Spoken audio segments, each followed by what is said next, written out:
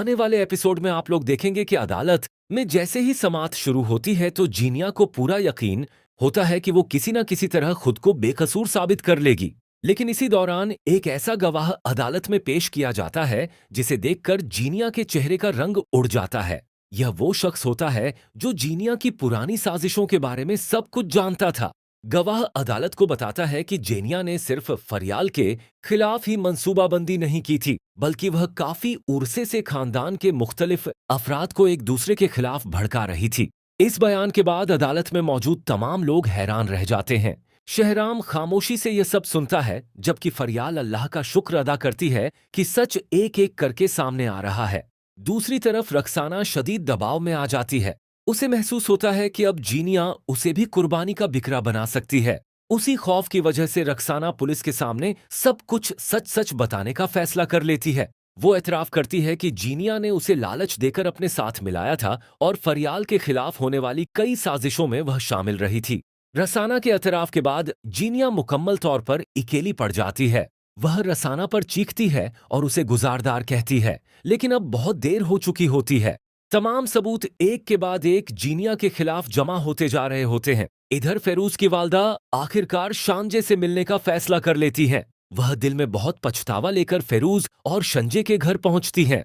दरवाजा खुलते ही शांजे उन्हें देखकर हैरान रह जाती है। चंद लम्हों तक खामोशी छाई रहती है और फिर फेरोज की वालदा रोते हुए शांजे से माफी मांग लेती हैं। वह कहती हैं कि मैंने तुम्हें कभी समझने की कोशिश नहीं की, हमेशा तुम्हें गलत समझती रही। आज मुझे एहसास हुआ है कि मेरी जद ने मेरा अपना घर बर्बाद कर दिया। ये सुनकर शंजे की आंखों में भी आंसू आ जाते हैं। वह एहतराम से अपनी सास को गले लगा लेती है और कहती है कि अगर आप दिल से मुझे कबूल कर लें तो मेरे दिल में आपके लिए कभी कोई शिकायत नहीं होगी। यह मंजर देखकर फेरूज बेहद खुश होता है। उसे लगता है कि आखिरकार उसका खानदान दोबारा एक हो रहा है। लेकिन इसी दौरान एक नई मुश्किल जन्म लेने वाली होती है। अदालत से एक चौंका देने वाली खबर आती है। जीनिया के वकील ने एक नई दरख्वास्त दायर कर दी होती है जिसमें वह दावी करता है कि कुछ सबूत झूठे हैं और कैश की दोबारा तहकीकात होनी चाहिए। यह खबर सुनते ही शहराम को शदीद गुस्सा आता है, क्योंकि उसे महसूस होता है कि जीनिया एक बार फिर कानून का सहारा लेकर बचने की कोशिश कर रही है। फरियाल शहराम को समझाती है कि गुस्सा करने के बजाय सब्र से काम लेना होगा, क्योंकि सच हमारे साथ है। शहराम फरियाल की बात मान लेता है, लेकिन दिल ही दिल में अहद करता है कि इस बार जीनिया को उसके अंजाम तक पहुंचाकर ही दम लेगा। आने वाले एपिसोड में आप लोग देखेंगे कि क्या जनिया वाकई कानून के शिकंजे से बच पाएगी। क्या रुसाना अदालत में मजीद राज अफशा करेगी।